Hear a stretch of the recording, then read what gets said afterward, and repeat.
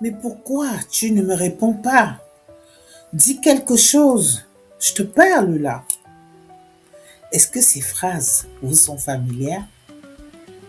On a tous un jour ou l'autre essayé de forcer le dialogue avec notre adolescent.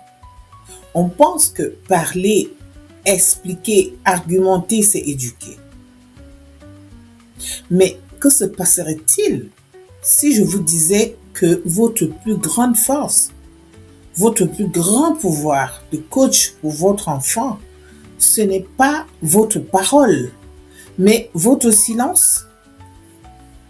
Aujourd'hui, nous allons explorer pourquoi la patience est une stratégie de leadership et comment le silence peut devenir votre meilleur allié pour reconstruire un lien brisé.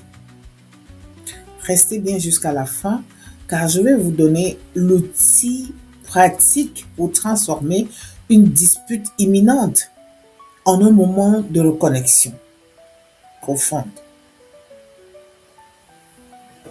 La problématique émotionnelle.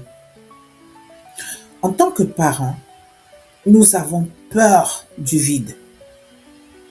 Quand notre ado se tait, nous remplissons l'espace.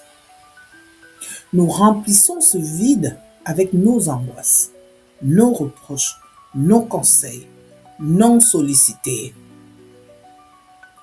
Vous ressentez cette urgence de régler le problème tout de suite.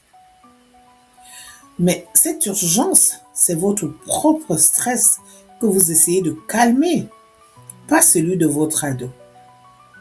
Résultat, il se braque, il sature ou il explose. Vous vous sentez rejetée, impuissante et vous finissez par dire des mots que vous regrettez. C'est le cercle vicieux de la communication forcée. Le décryptage, neurosciences et psychologie. Pourquoi le silence est-il si puissant? Pour le comprendre, il faut regarder ce qui se passe dans le cerveau de votre adolescent. Le cerveau de l'ado est en pleine restructuration. Son amygdale, le centre des émotions, est hyper réactif, tandis que son cortex préfrontal, la zone de la réflexion, est en mode travaux. Quand vous lancez un flot de paroles durant une tension, son cerveau perçoit cela comme une agression. Il se passe en mode survie. Il passe en mode survie, attaque, fuite ou procrastination. Le silence stratégique permet trois choses. 1. L'apaisement du système nerveux. Sans nouvelle stimulation verbale, son rythme cardiaque redescend. 2. L'espace pour la pensée. En vous taisant, vous lui laissez la place de s'entendre penser. C'est là que l'autocritique et la réflexion commencent. 3. La préservation de votre dignité. Une maman souveraine ne s'épuise pas à crier dans le vent. Elle attend que la météo soit favorable pour naviguer.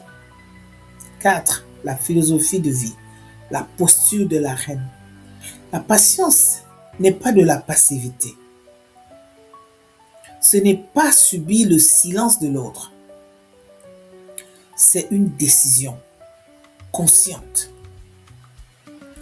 C'est ce que j'appelle la patience active. Imaginez une reine. Elle ne court pas après ses sujets pour qu'ils l'écoutent. Elle s'assoit, elle respire, elle est présente.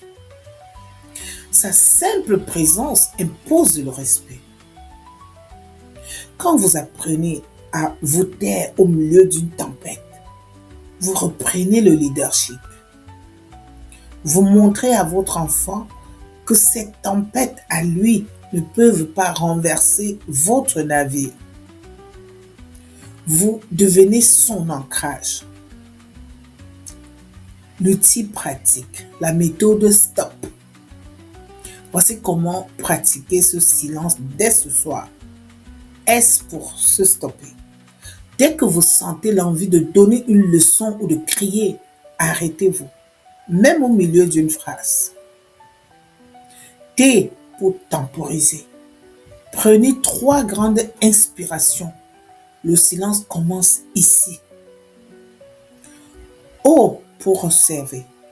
Regardez votre ado, pas comme un adversaire, mais comme un enfant qui souffre de ne pas savoir gérer ses émotions. P pour proposer. Plus tard, dites simplement, je vois que nous sommes tous les deux tendus. Je vais nous laisser du temps. On en reparle quand on sera calme. Et là, vous partez. Le silence qui suit cette phrase est votre plus grand outil de transformation.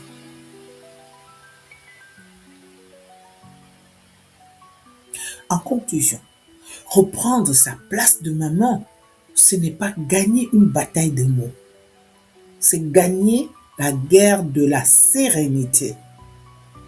Si vous sentez que vos émotions débordent et que vous avez besoin d'aide pour instaurer cette souveraineté dans votre foyer, je suis là.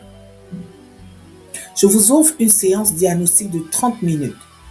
Nous regarderons ensemble ce qui bloque votre communication et comment restaurer ce lien précieux avant qu'il ne s'étiole. Cliquez sur le lien en description pour réserver votre créneau. N'oubliez pas, votre silence est d'or quand votre parole ne peut plus éclairer. Abonnez-vous pour ne rien rater des prochains mots d'emploi. On se retrouve très vite.